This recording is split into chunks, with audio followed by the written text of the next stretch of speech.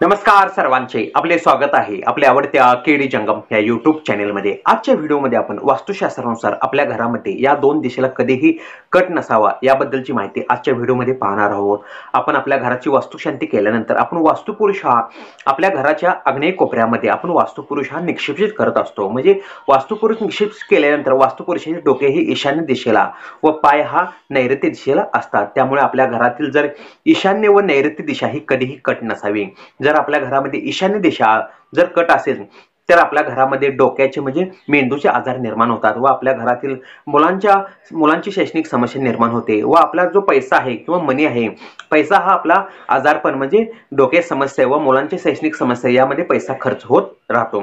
त्यानंतर नैऋत्य दिशा म्हणजे वास्तुपुरुषाचे पाय या दिशेला असतात।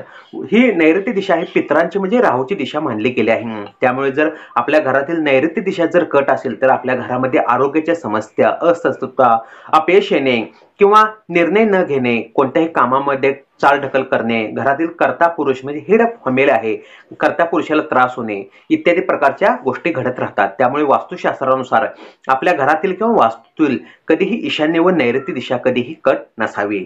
व्हिडिओ पाहिल्याबद्दल आभार।